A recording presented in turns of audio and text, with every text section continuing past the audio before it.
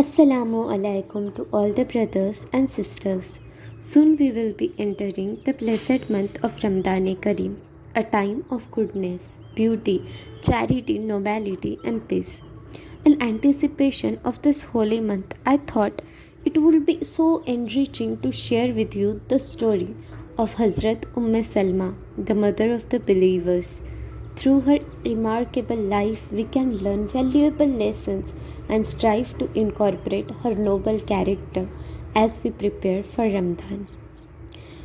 My name is Misbah Qazi, and today I am excited to discuss the inspiring story of Salma with you all. Salma, also known as Hind bint Abi Umayya, was one of the most influential female companions of Prophet Muhammad, peace be upon him. She was born around 580 or 596 century in Makkah. Salma's father's name was Abu Umayya ibn al-Mughira. He was an elite member of Quraysh tribe, known for his great generosity, especially to travelers. Salma was from the family of a powerful tribe. Her brothers also accepted Islam later on and were also companions of Prophet ﷺ. Her first cousin was Khalid ibn Walid radiallahu anha, who fought against Prophet ﷺ but later embraced Islam and also became one of the key figures in Islam. Her family was among the early converts to Islam and faced significant persecution for their faith. Despite the hardship, they remained steadfast and were part of the early Muslim community. This is something about her family. Sayyida Hind, it's Salma's birth name. So talking about her character, Sayyida Hind was beautiful lady. She was very intelligent and was wise. Sayyida Abbas used to often take advice from Sayyida Hind. She was very brave. Salma did not physically fight any battles, but she played a significant role in supporting Muslim community during times of conflict. She was present during several key battles including Battle of Khaybar, the Battle of Khandak and the Battle of Hunain. Her wisdom and counsel were highly valued and she provided moral and emotional support to Prophet Muhammad sallallahu alaihi wasallam, peace be upon him, and the Muslim community during these challenging times. Salma's contribution extended beyond the battlefield, as she was also known for her knowledge and narration of hadith, as well as her unwavering support for the Prophet ﷺ's family and the early Muslim community. Salma was first married to Abu Salma, who was the close companion of Prophet Muhammad, peace and blessings be upon him.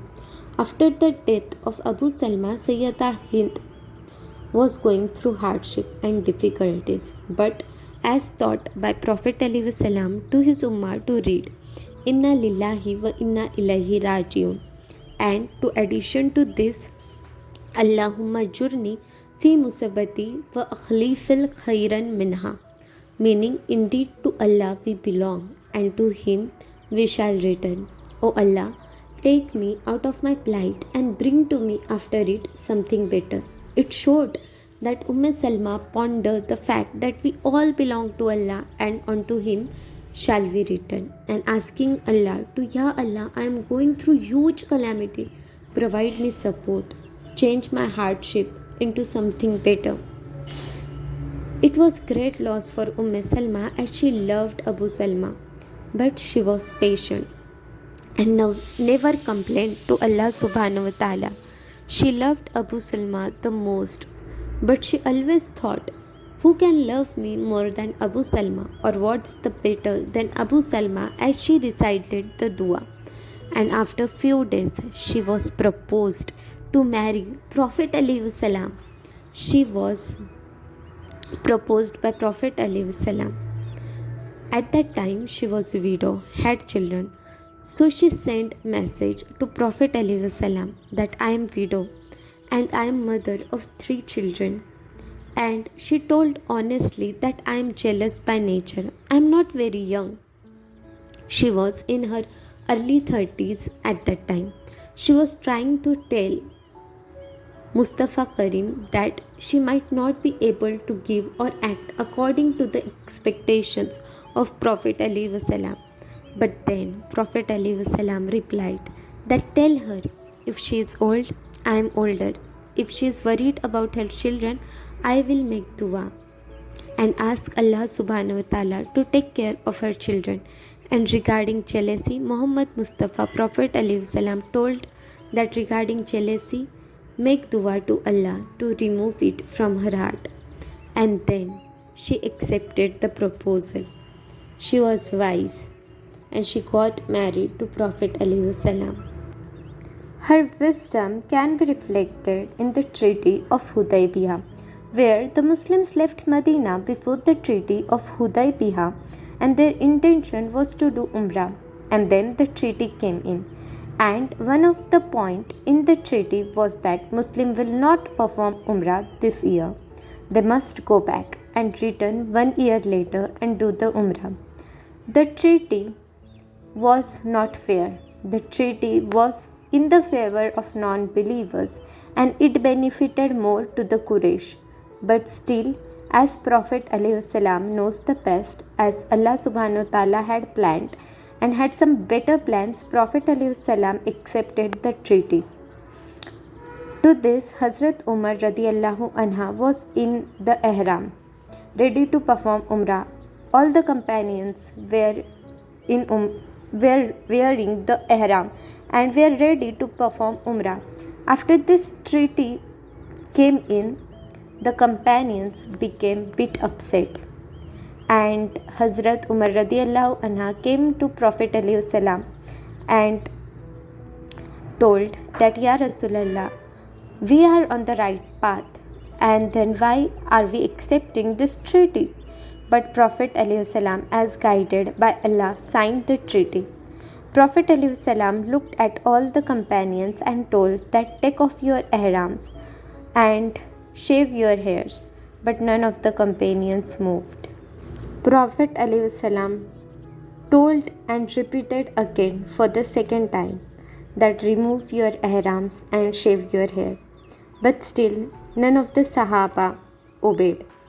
Third time Prophet ﷺ repeated, but still everyone, all the Sahaba stood and did not obey. This made Prophet ﷺ little worried. He went inside the tent and narrated the whole incident to Hazrat Salma.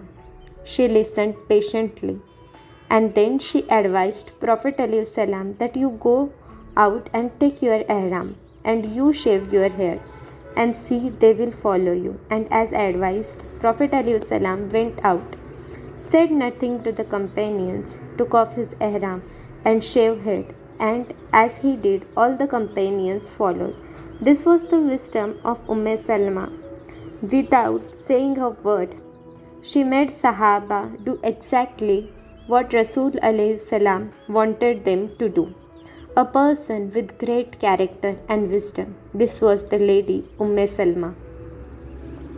Her intelligence can be seen in the questions she asked to Prophet ﷺ.